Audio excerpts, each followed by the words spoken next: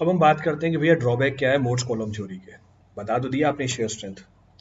पहला ड्रॉबैक पहला ड्रॉबैक कल हमने जब मोर्स सर्कल बनाया था उसमें मेजर और माइनर प्रिंसिपल स्ट्रेस को ही इंक्लूड किया था। उसमें इंटरमीडिएट प्रिंसिपल स्ट्रेस की बात ही नहीं करी गई थी।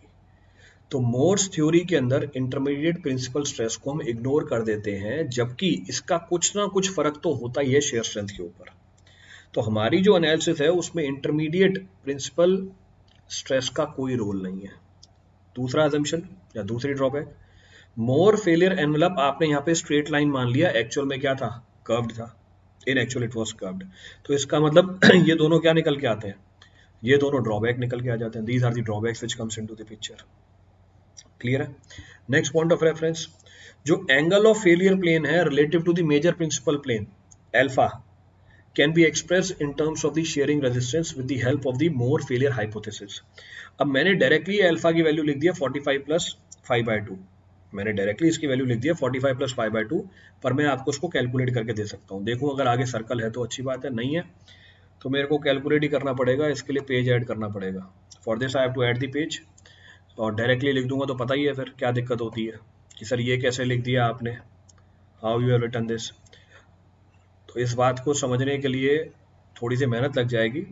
वो डायग्राम होना चाहिए था, है नहीं डायग्राम, डाला नहीं उन्होंने, बट नो इश्यूज, मैं बना लूंगा डायग्राम को।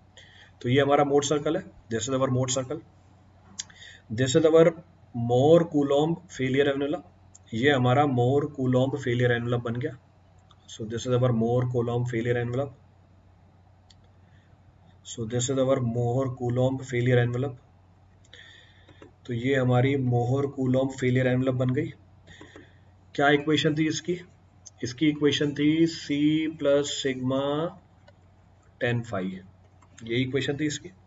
तो ये वाला एंगल क्या कहलाएगा, हमारा फाई कहलाएगा। This angle will be termed as phi. ये वाली इंटरसेप्ट हमारी क्या कहलाएगी, ये वाली इंटरसेप्ट कहलाएगी हमारी C। What is the shear stress on the failure plane at failure, ये हमारी शेयर स्ट्रेस है on failure plane at failure, यही है shear stress on the failure plane at failure. ये नॉर्मल स्ट्रेस है on failure plane at failure. तो मैंने सारी चीजें आपको मोर सर्कल के फॉर्म में बना के दिखा दी है। अब बात करते हैं फेलियर प्लेन का। Now I am talking about the failure plane. ये हमारा फेलियर प्लेन है, this is our failure plane. It makes an angle of alpha. This is major principal stress at failure, this is minor principal stress at failure. Sigma 1 और sigma 3 failure पे निकाल ली हमने। Clear है। ये हमारी failure plane है, तो mark कर दिया, ये है हमारा failure plane. So this is our failure plane, ये हमारी फेलियर प्लेन है। अब जरा एनालाइज करो, अगर मैं सर्कल के सेंटर से, अगर मैं सर्कल के सेंटर पे, सर्कल के सेंटर से टेंजेंट के ऊपर रेडियस काटूं, तो ये हमारा सेंटर है, ये एंगल 90 डिग्री होगा, this angle will be 90 degree. अगर ये एंगल 90 डिग्री है, I will use the property. क्या प्रॉपर्टी यूज करेंगे, what property can be use, chord अगर सरकमफेरेंस पे जो एंगल बनाती है सेंटर पे उसका दुगना एंगल बनाएगी, तो ये वाली एंगल दुगनी है निकल के आएगी, this angle will B 2 alpha. तो ये एंगल मेरा 2 अल्फा होगा। अब कुछ लोग बोलेंगे सर कौन सी कॉर्ड, लेट अस सपोज ये नाम दे दिया मैंने ए बी। तो अगर मैं ए बी कॉर्ड बनाऊं, ए बी कॉर्ड सरकमफेरेंस पे एंगल सबसेंड कर रही है अल्फा का, सेंटर पे सबसेंड करेगी 2 अल्फा का। अब ए और बी नाम मैंने हटा दिए, मेरे किसी काम के नहीं है ए और बी नाम। चलो अब देखो, ये एंगल 90 डिग्री है, ये वाला भी पूरा एंगल 90 डिग्री है। जो एक्सटर्नल एंगल होता है वो sum of opposite to interior angle होता है। अब ये बड़ा वाला ट्राइंगल चेक करो, कौन सा triangle, a b o triangle check करो। इस ट्राइंगल के अंदर 2 अल्फा की value external angle is sum of opposite to interior angle. Alpha की वैल्यू कितनी आ गई, 45 डिग्री प्लस 5/2। लो प्रूव भी कर दिया। तो मेरा जो फेलियर प्लेन है ये प्रिंसिपल स्ट्रेस के साथ, मेजर प्रिंसिपल स्ट्रेस के साथ कितना एंगल बनाता है, 45 डिग्री प्लस 5/2 का एंगल बनाता है। तो कोई भी चीज डायरेक्टली नहीं बताई है, जहां पे जरूरत लगती है प्रूव करके दिखाने की वो प्रूव कर देता हूं मैं। I will prove it to you. So angle of the failure plane relative to the major principal plane makes an angle of alpha, and alpha is equal to 45 degree plus 5/2। Alpha हमारा 45 degree plus 5/2 है। Clear है पूरी कहानी। ये हमारा Mohr failure envelope है, मोहर coulomb failure envelope.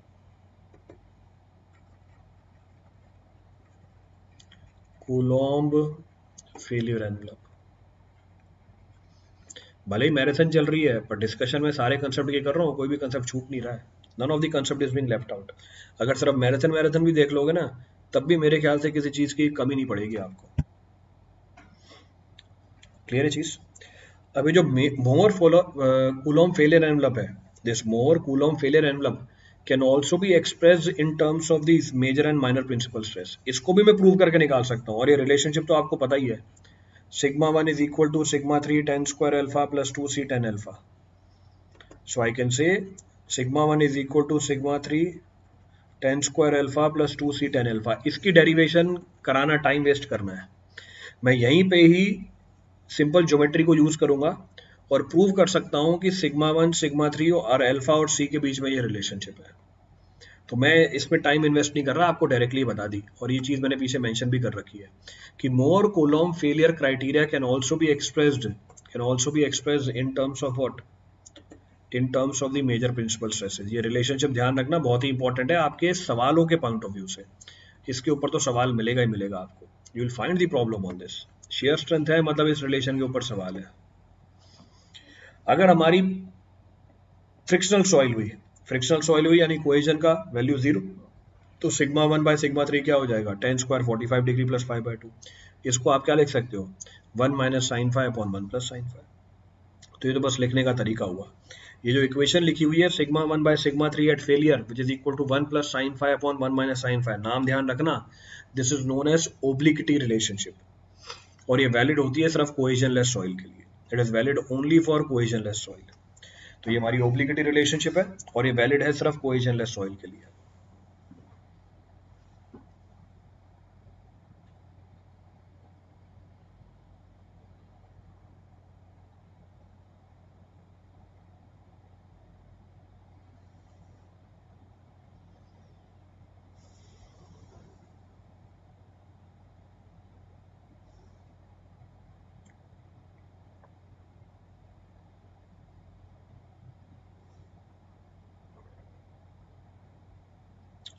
Clear है?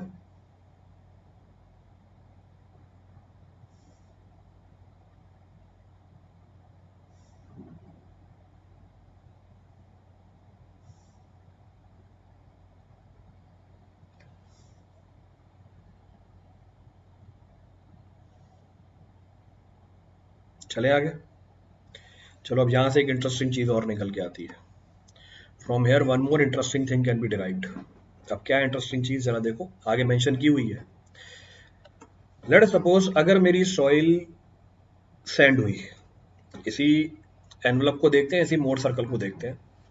अगर मैं बात करूं सैंडी सॉइल की, इसका मतलब क्या हुआ, नॉन कोहेसिव सॉइल है।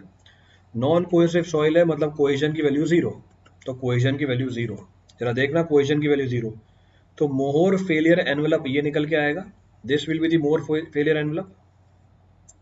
तो ये हमारा मोर फेलियर एनवलप बन जाएगा। तो ये मोर फेलियर एनवलप है फॉर सैंड, तो हमने लिखा Mohr Coulomb failure envelope for sand. अब जरा चेक करना, बहुत ही इंटरेस्टिंग चीज है। फेलियर एनवलप फॉर सैंड, ये मेरा एनवलप सैंड के लिए होगा क्योंकि सी की वैल्यू 0 हो गई, कोहेजन एब्सेंट है सैंड के अंदर। ये हमारा क्या निकल के आया, ये हमारी निकल के आई shear stress at failure plane during failure. चलो ये निकल के आई।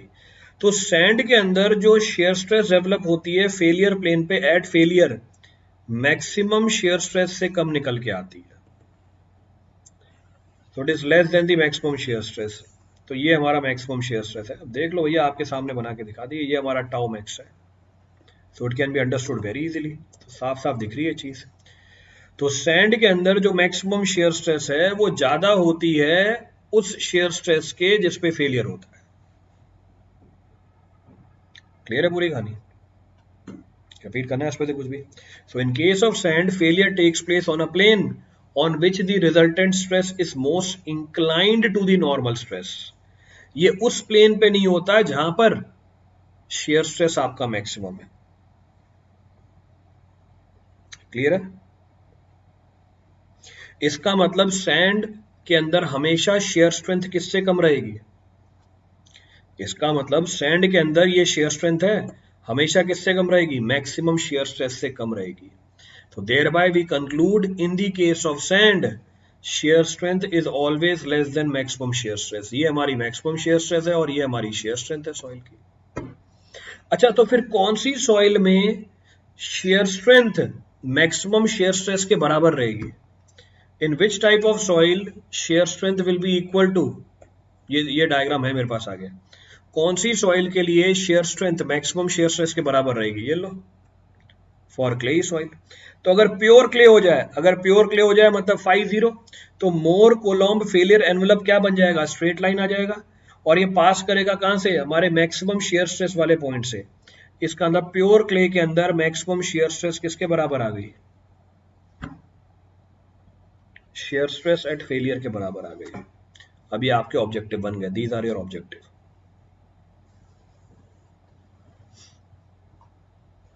और यही दो बातें लिखी हुई है पीछे मैंने इस स्लाइड पे। So in case of sand failure takes place on a plane on which the resultant stress is most inclined to the normal stress। अगर मैं मोर फेलियर हाइपोथेसिस लगाऊं तो मैक्सिमम शेयर स्ट्रेस तो ये निकल के आ रहा है, पर हमारी शेयर स्ट्रेंथ की वैल्यू टाउ मैक्स से क्या है? कम है। पर क्ले के अंदर ये क्या निकल के आ जाएगी? बराबर निकल के आ जाएगी। इन case of clay it will be equal. तो सैंड के अंदर shear strength maximum shear stress से कम होती है।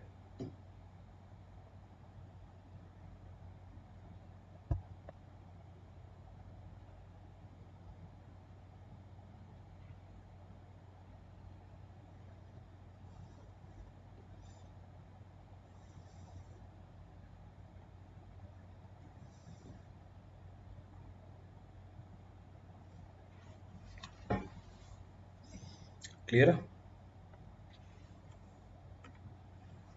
चलो, तो ये बात भी समझ में आती है।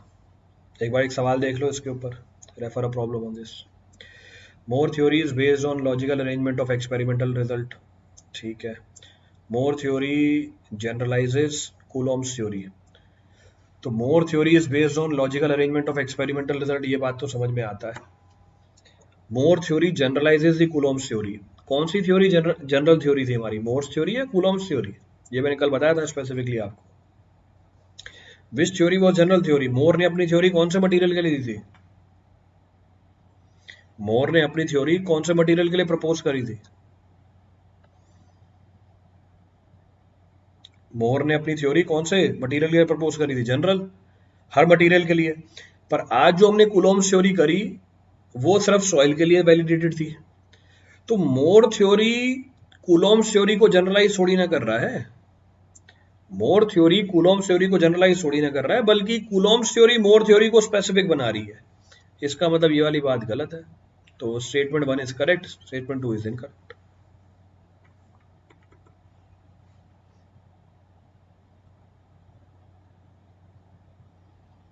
क्लियर है? ये क्या आ गया? Brittle material.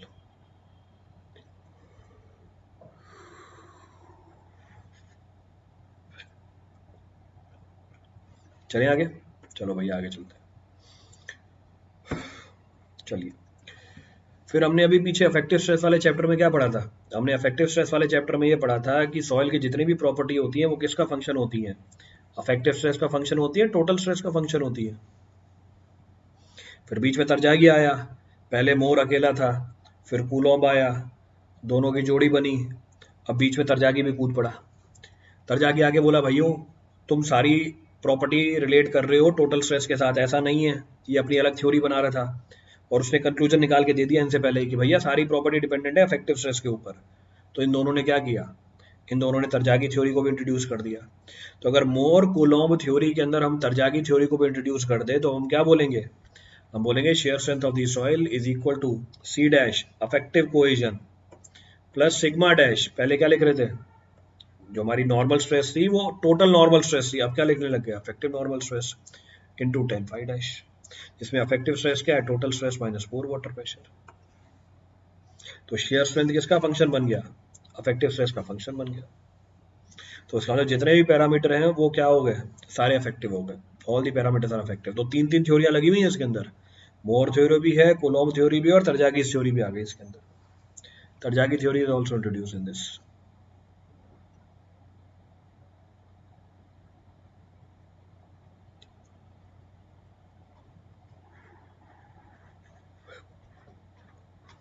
क्लियर है?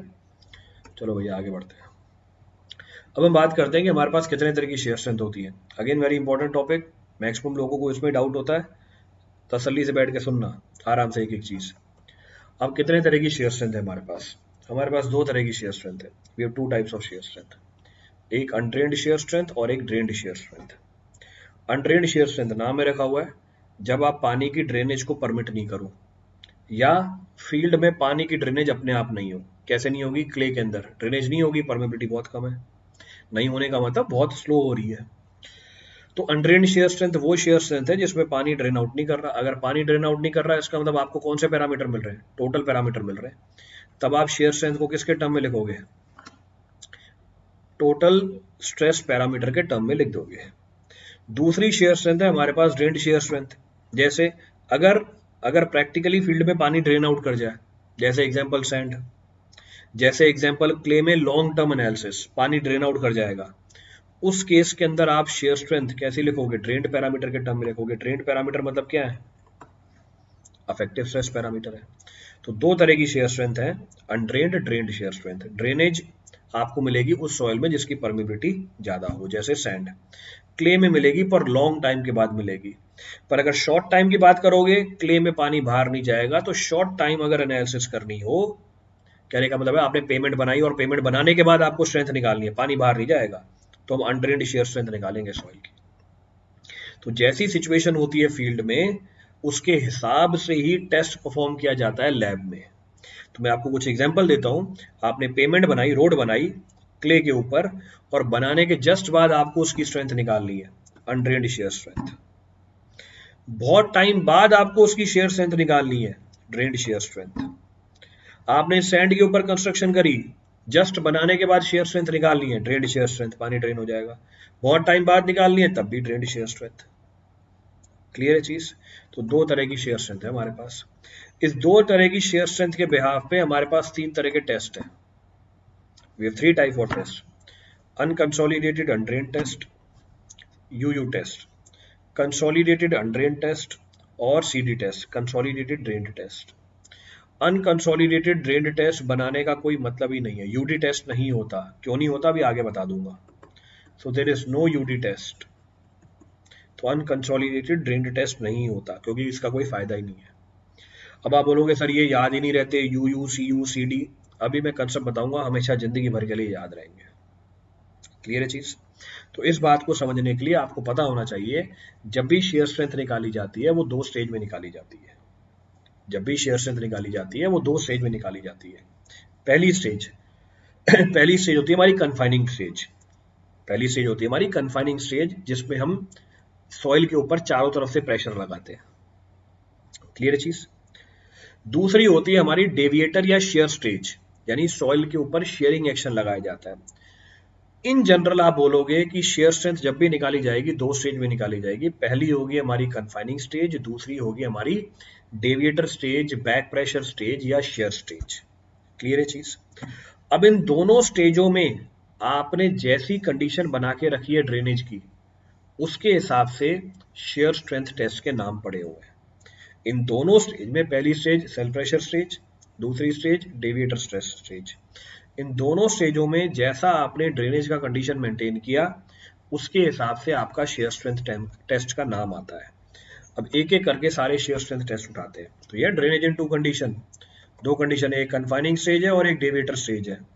पहले टेस्ट का नाम unconsolidated undrained test. Unconsolidated, consolidation नहीं हुई, क्यों नहीं हुई? पानी बाहर गया या नहीं गया?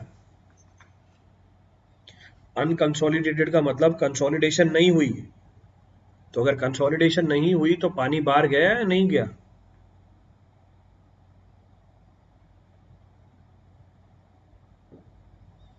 इसका मतलब पानी बाहर नहीं गया, तो इसका मतलब कैसा टेस्ट है? अनड्रेन टेस्ट है ये। पहली स्टेज में ड्रेनेज नहीं हुई।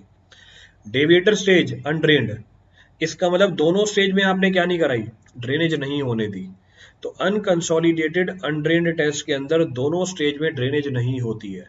जब ड्रेनेज ही नहीं हुई, टेस्ट बहुत जल्दी खत्म हो जाएगा। कितने टाइम में खत्म हो जाता है? 5 से लेके 15 मिनट में कहानी खत्म। 5 से लेके 15 मिनट में पूरी कहानी खत्म हो जाती है।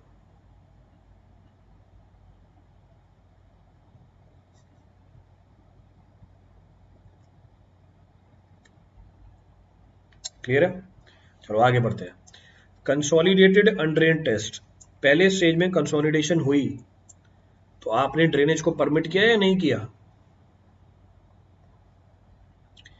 पहले स्टेज में कंसोलिडेशन हुई तो आपने ड्रेनेज को परमिट किया या नहीं किया? ड्रेनेज इज परमिटेड और नॉट?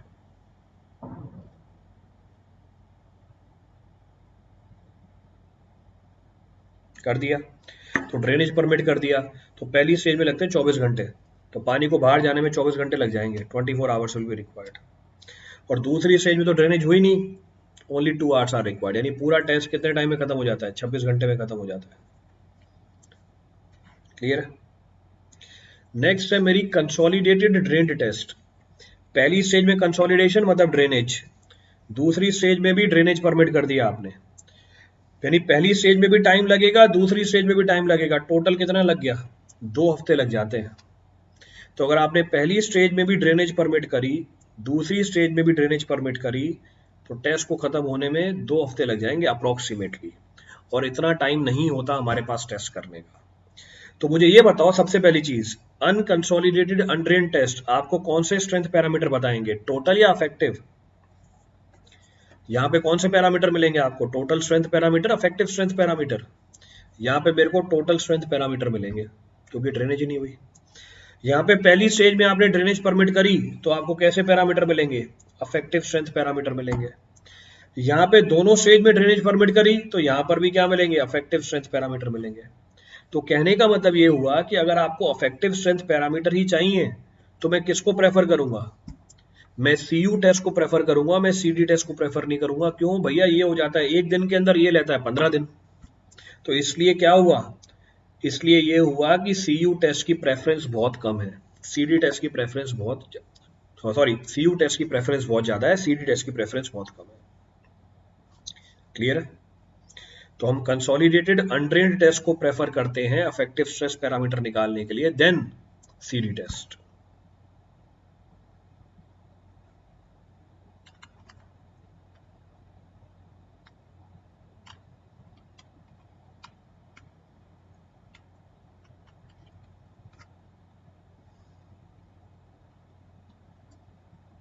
क्लियर है?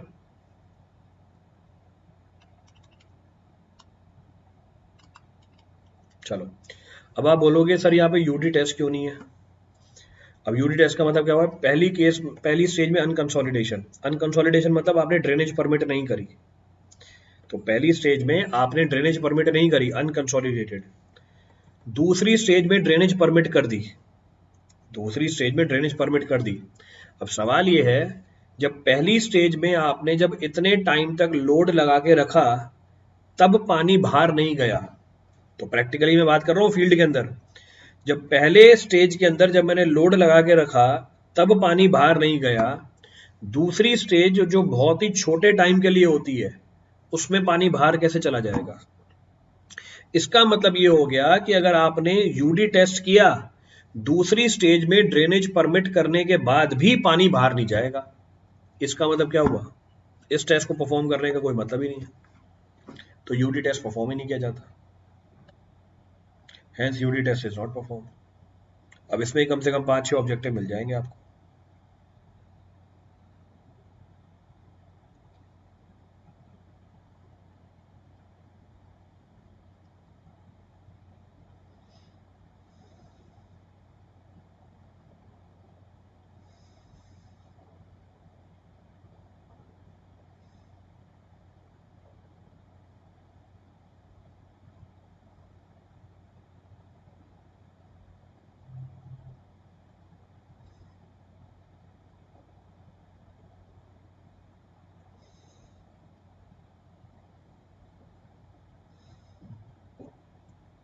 क्लियर है? यूडी टेस्ट ये बोलता है कि प्रैक्टिकली फील्ड में जब सॉइल के ऊपर मैंने लोड लगाया तो अनकंसोलिडेटेड रही सॉइल। अनकंसोलिडेटेड मतलब ड्रेनेज नहीं हुआ। तो पहली स्टेज का टाइम कंपैरेटिवली ज़्यादा होता है, चेक कर सकते हो। तो पहली स्टेज में जब ज़्यादा टाइम दिया पानी को बाहर निकलने के लिए, तब पानी बाहर नहीं निकला। दूसरी स्टेज जो डेविएटर स्टेज है, जिसका टाइम ड्यूरेशन कम है, तब पानी कैसे बाहर निकल जाएगा? इसका मतलब लैब में जब मैं यूडी टेस्ट परफॉर्म करूंगा तो कोई सेंस ही नहीं बनता इसका कि जब पहली स्टेज में अनकंसोलिडेशन हो रही है, आपने पानी को रोक के रखा हुआ है, और दूसरी स्टेज में आप पानी को बाहर निकाल दो इमीडिएटली, नहीं निकलेगा पानी बाहर इमीडिएटली। तो वही लिखा हुआ है, UD test is not preferred as confining pressure acting for a very long time can't be drained in small period of time. जो कन्फाइनिंग प्रेशर है, जो बहुत लंबे टाइम से लग रहा है, वो बहुत ही छोटे पीरियड ऑफ टाइम में आप ड्रेन आउट नहीं करा पाओगे।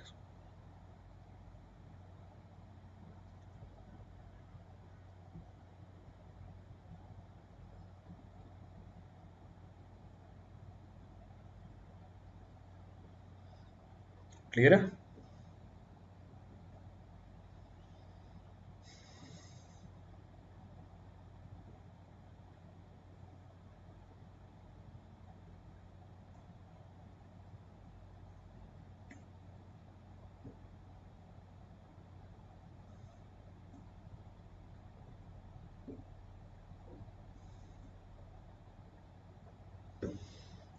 चलो,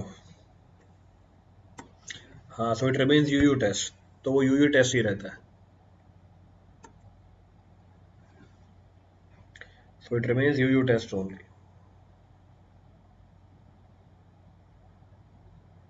चलिए देखिए, which of the following laboratory triaxial test parameters should one specify to be carried out in connection with the initial stability of footing on saturated clay? तो देखना, इनिशियल स्टेबिलिटी है और फुटिंग आपकी सैचुरेटेड क्ले के ऊपर है, कौन से पैरामीटर निकालोगे?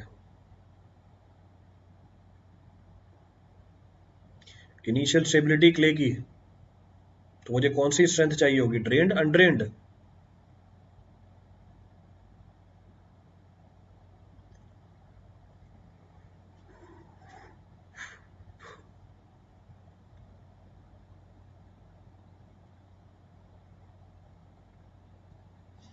which will be required? Initial stability for saturated clay only, for footing on the saturated clay. क्यों इनिशियल में आप अनड्रेन्ड क्यों निकाल रहे हो? Why you are finding undrained? आप अनड्रेन्ड शेयर स्ट्रेंथ क्यों निकाल रहे हो भैया? पानी बाहर जाएगा ही नहीं क्ले से। Since permeability is very less, immediately after the construction water will not be drained out, पानी ड्रेन आउट करेगा ही नहीं।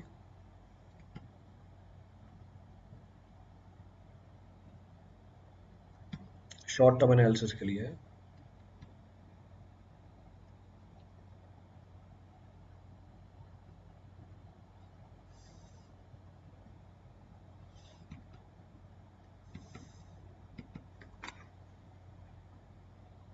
क्लियर है?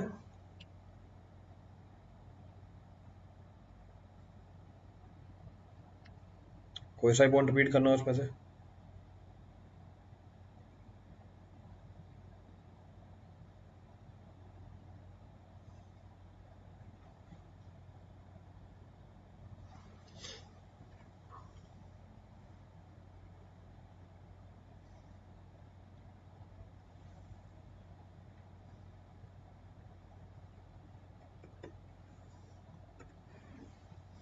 चलिए,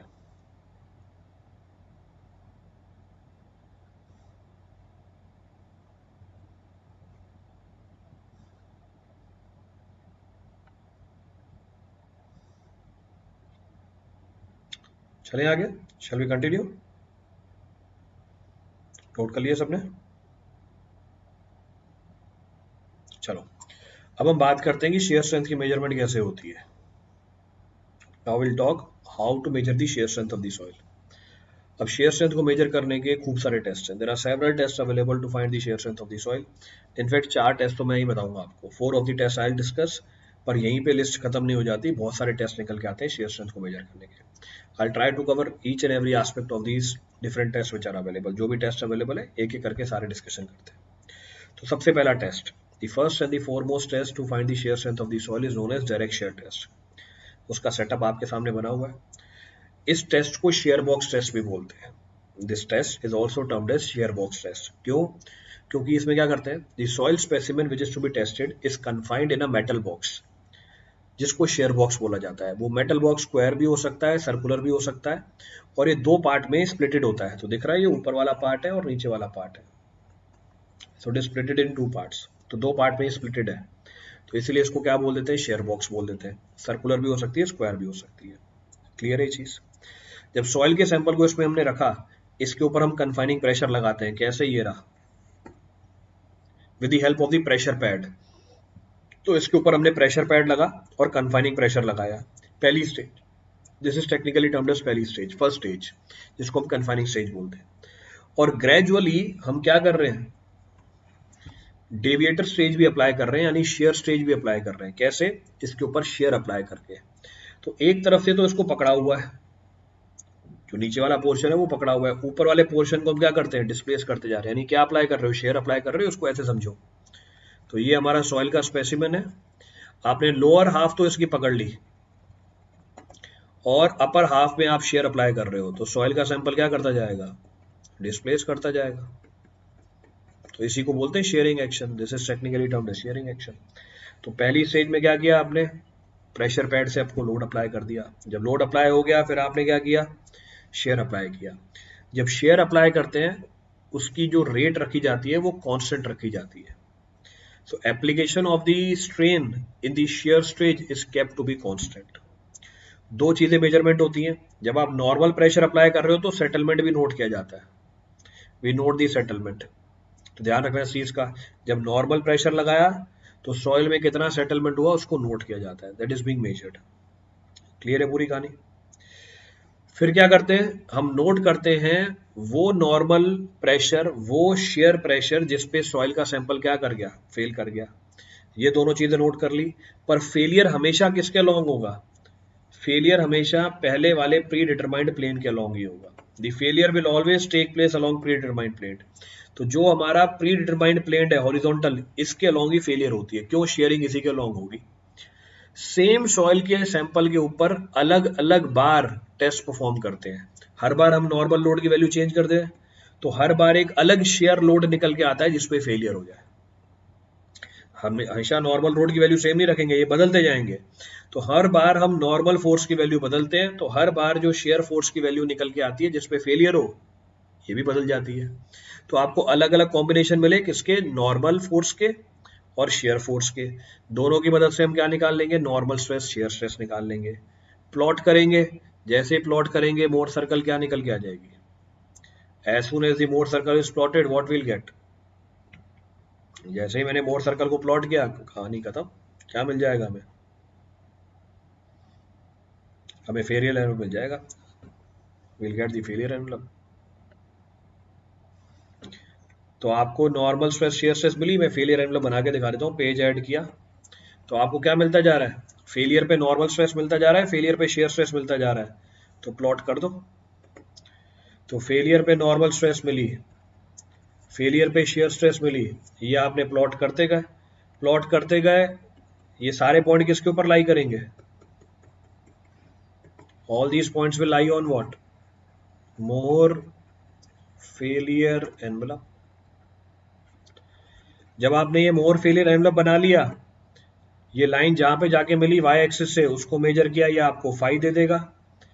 इंटरसेप्ट मेजर करी, ये आपको क्या दे देगा, सी दे देगा। निकाल ली फाई और सी आपने, you will get phi and C.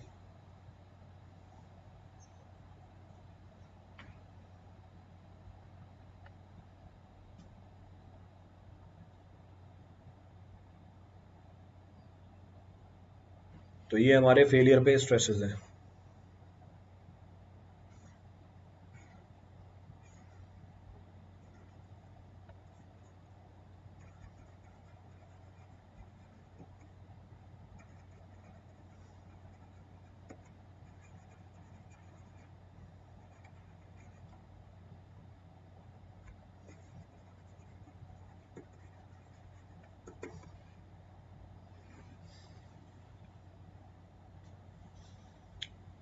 Clear है पूरी कहानी?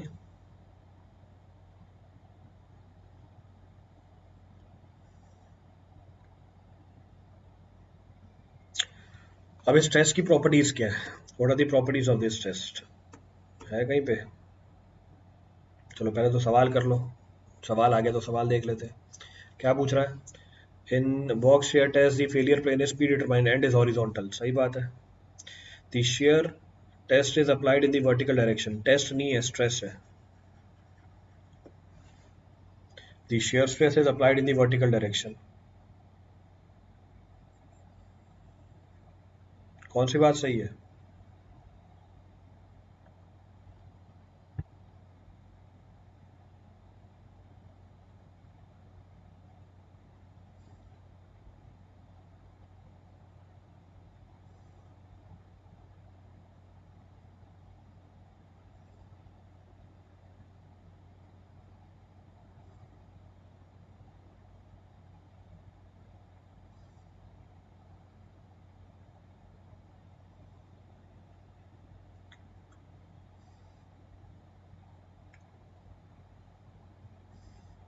क्लियर है? तो पहली बात सही है, दूसरी बात गलत है, सो आंसर इज सी।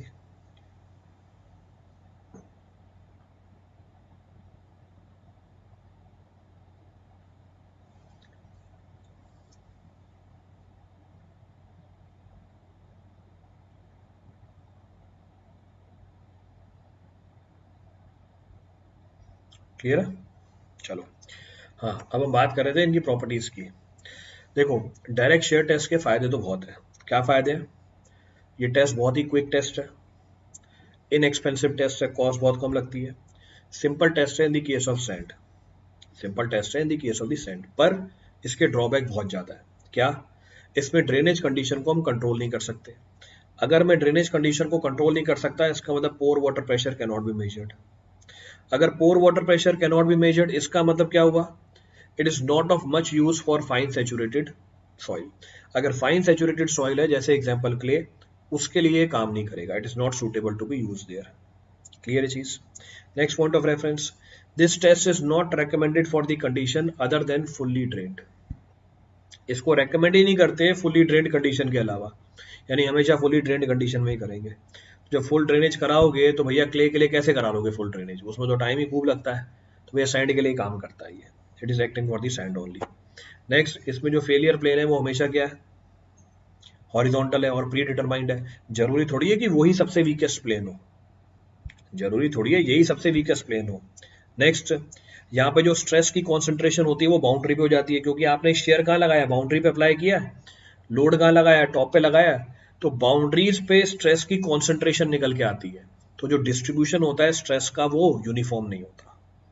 तो प्रेशर पैड ऊपर लगा हुआ था, वो भी बाउंड्री पे है, शेयर भी कोने से लगा रहे थे, वो भी बाउंड्री पे है। तो स्ट्रेस कॉन्सेंट्रेट हो जाते हैं बाउंड्रीज पे। नेक्स्ट पॉइंट ऑफ रेफरेंस, यहाँ पे जो फेलियर होती है वो प्रोग्रेसिव फेलियर होती है। यहाँ पे जो फेलियर होती है वो प्रोग्रेसिव फेलियर होती है। कहने का मतलब क्या है? जैसे जैसे आप लोड लगाते जाते हो वैसे वैसे सैंपल फेल करता जाता है, तो जो एरिया है फेलियर का वो चेंज होता जाता है। अगर एरिया फेलियर का चेंज हो रहा है, भैया कैलकुलेशन कैसे करोगे? How you will calculate? तो हर बार तो एरिया चेंज हो गया फेलियर पे। इसको हम बोलते हैं टेक्निकली प्रोग्रेसिव फेलियर है। The failure is termed as progressive failure. तो इसके खूब सारे ड्रॉबैक है, there are several drawbacks of this. Clear है?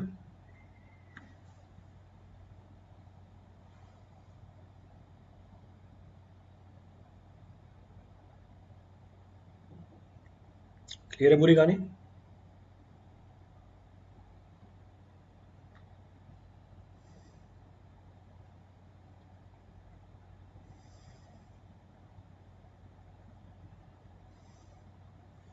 चलो ठीक है भाई, ये बात समझ में आती है, तो ड्रॉबैक भी निकल के आ गया। देख लो सवाल, देख लो इसके ऊपर। Consider the following features of direct shear test.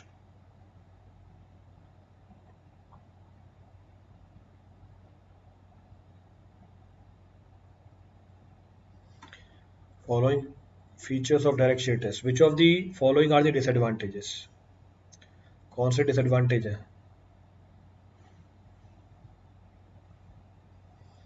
पहला, failure takes place in the predetermined plane, सही बात है। It is a quick test, ये तो एडवांटेज है,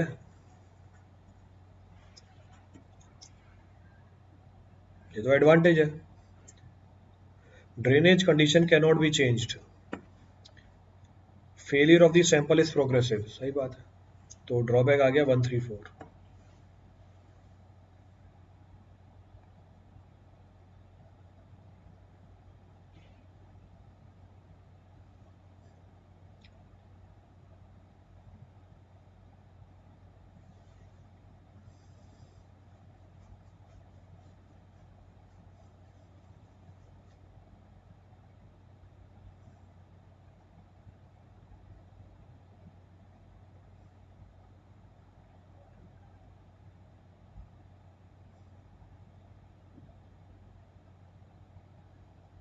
क्लियर है?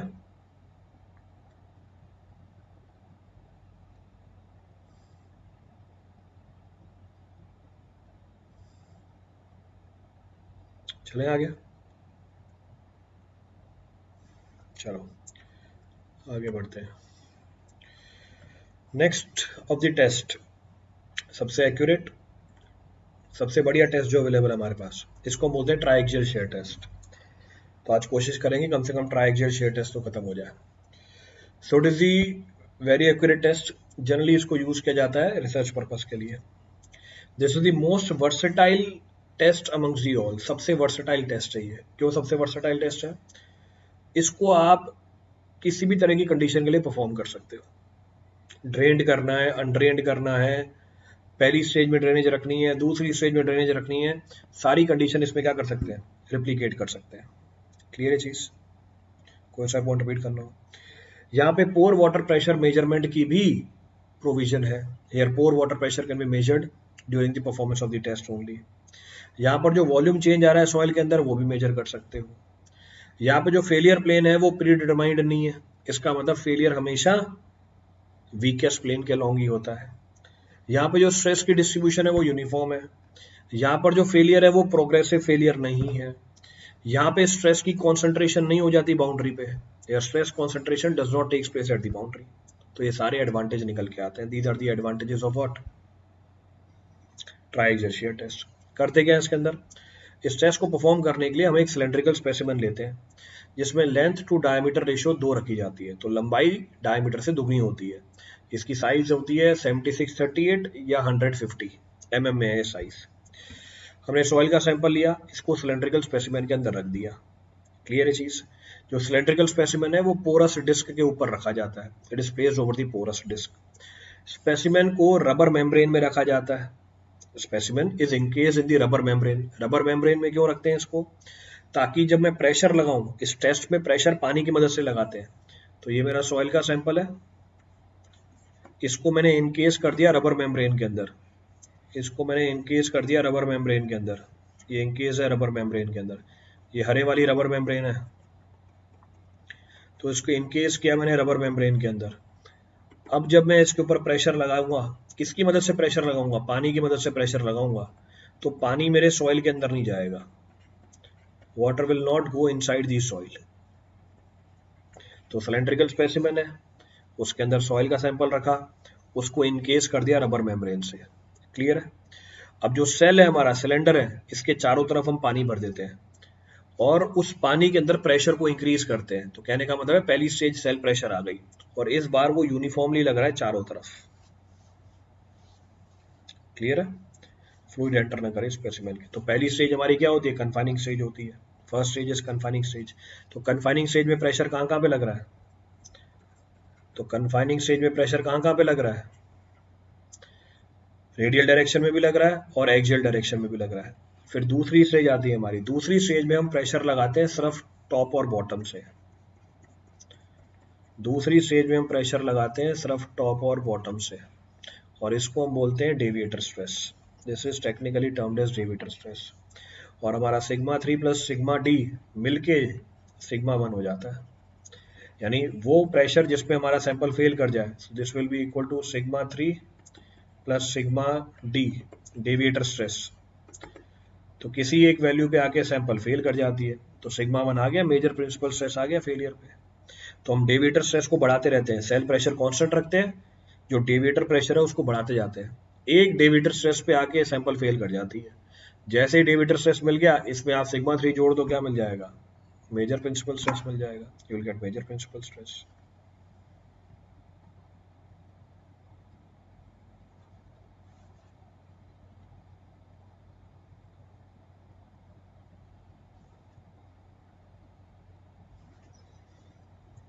Cell pressure is replica of the soil around the soil sample. हाँ बिल्कुल सही बात है।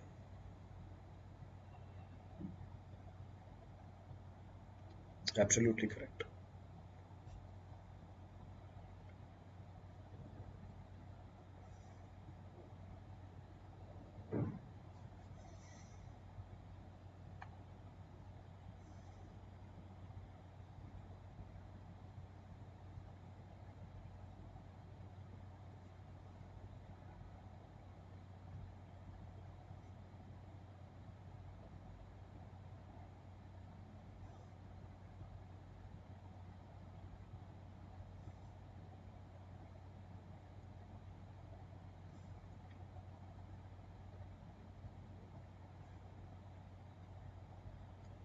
चले आगे। चलो, ये तो वही जो मैंने आपको पीछे बताया था, वो डायग्राम बस मैग्नीफाई करके दिखा दिया।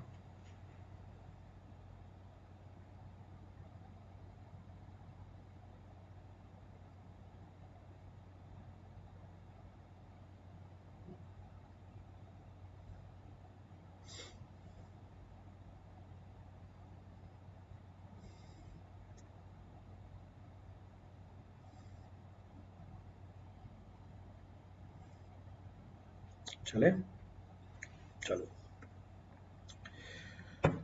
ये भी कैलकुलेशन करके बता दी। सिग्मा 3 सेल प्रेशर है हमारा, फिर deviator stress plus sigma 3 will be equal to sigma 1 major principal stress. तो डेविएटर स्ट्रेस क्या होती है? Sigma 1 minus sigma 3। तो अगर आपको डेविएटर स्ट्रेस निकालना है फेलियर पे, कैसे निकालोगे? अगर मुझे डेविएटर स्ट्रेस निकालनी है फेलियर पे, कैसे निकालूंगा? जो लोड आपने अप्लाई किया divide by the area at the failure. जो लोड आपने अप्लाई किया divide by the area at the failure. अब सवाल ये है कि एरिया एट दी फेलियर कैसे निकालूं मैं? मैंने एक्सप्रेशन डायरेक्टली लिख दिया, पर कैलकुलेट कर सकते हो आप कैसे? Area at the failure will be equal to volume at the failure divide by what? Length at the failure. So divide by length at the failure. Volume at failure कैसे निकालेंगे? Volume at failure will be equal to V naught plus minus change in volume. Volume बढ़ भी सकती है, volume घट भी सकती है, depending upon the magnitude of the pore pressure. Pore pressure negative भी डेवलप हो सकता है, पोर प्रेशर पॉजिटिव भी डेवलप हो सकता है।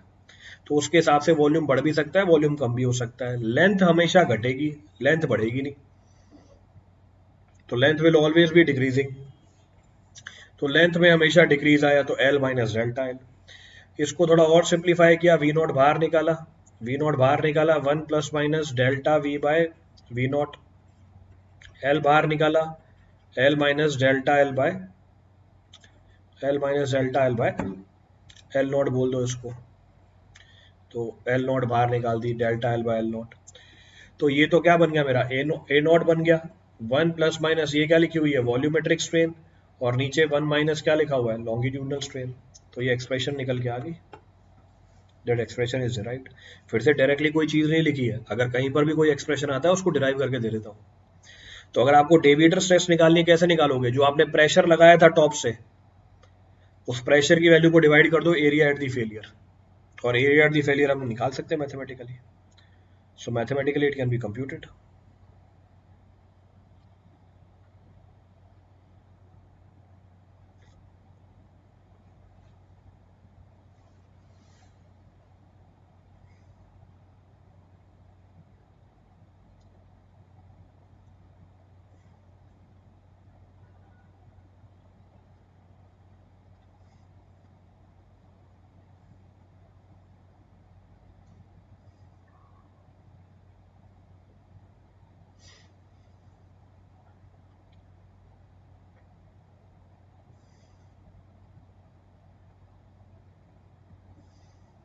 नोट कर लिया सबने?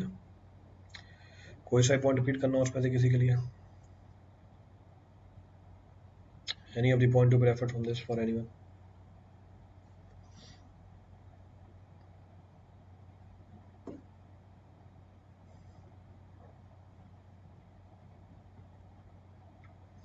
पोर water pressure negative and positive. Pore water pressure negative और पॉजिटिव होने का मतलब है कि अगर पोर वाटर प्रेशर पॉजिटिव है, positive pore water pressure develop हुआ, तो पानी बाहर निकलेगा सॉइल के। पानी बाहर निकला सॉइल के, इसका मतलब सॉइल की वॉल्यूम कम होगी। जब ड्रेनेज होगी तो सॉइल की वॉल्यूम कम हो जाएगी। पर अगर नेगेटिव पोर वाटर प्रेशर डेवलप हुआ, तो पानी एब्जॉर्ब कर लेगी सॉइल। पानी एब्जॉर्ब कर लेगी सॉइल, इसका मतलब सॉइल का वॉल्यूम बढ़ जाएगा। तो इसमें दोनों चीजें लिखी हुई है, volume plus minus delta we.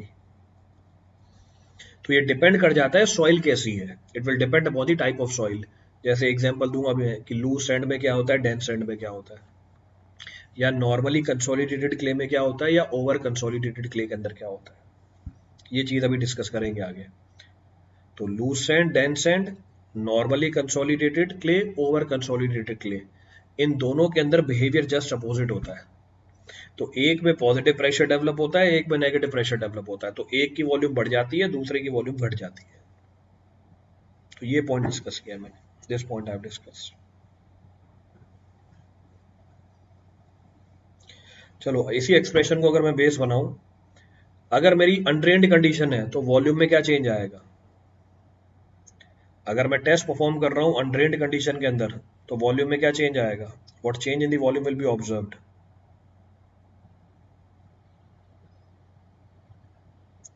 अगर मैं टेस्ट परफॉर्म कर रहा हूं अनड्रेन्ड कंडीशन के अंदर, तो वॉल्यूम में क्या चेंज आएगा, कोई चेंज नहीं आएगा। तो वॉल्यूमेट्रिक स्ट्रेन क्या हो जाएगी, वॉल्यूमेट्रिक स्ट्रेन जीरो हो जाएगी। तो इस एक्सप्रेशन में अगर वॉल्यूमेट्रिक स्ट्रेन जीरो डाल दूं, तो क्या एक्सप्रेशन बच जाएगा, A nought upon one minus linear strain. तो आ गया A nought upon one minus linear strain. तो for undrained condition volumetric strain is zero. तो हमारा फाइनल एरिया क्या होगा, तो area at the failure can be computed.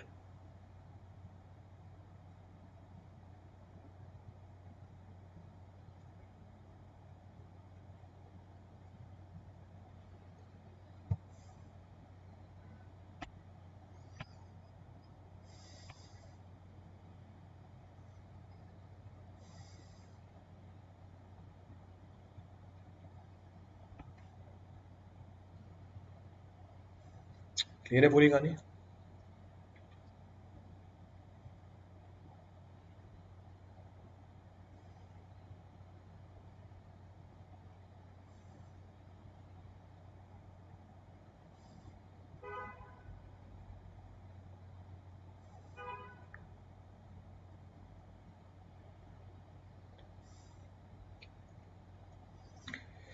तो ये हमारा दूसरा टेस्ट खत्म हो गया।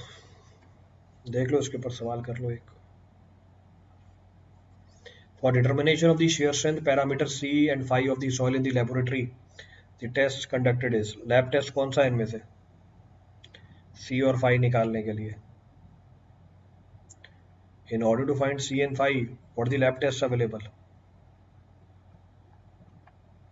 Triaxial compression test। नेक्स्ट है हमारा अनकन्फाइंड कंप्रेशन टेस्ट, ये कल करते हैं, टाइम हो गया वैसे भी। दिस विल डिस्कस टुमारो, ये कल के लिए छोड़ देते हैं।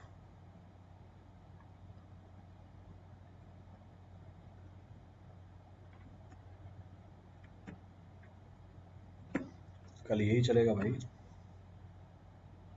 कल टॉपिक तो बहुत सारे रहे हुए हैं। शेयर स्ट्रेंथ, कल भी शेयर स्ट्रेंथ ही चलेगी, टुमारो ऑल्सो विल। और शेयर स्ट्रेंथ के बाद बचा ही क्या है, शेयर स्ट्रेंथ के बाद बची है आपकी स्टेबिलिटी ऑफ स्लोप्स और अर्थ प्रेशर। दो ही टॉपिक तो बचे हैं, खत्म आपकी soil. So after shear strength, तो कल कोशिश करूंगा मैं एक चैप्टर और निपटा लूँ, स्टेबिलिटी ऑफ स्लोप्स भी खत्म करा दूंगा और अर्थ प्रेशर भी खत्म करा दूँ।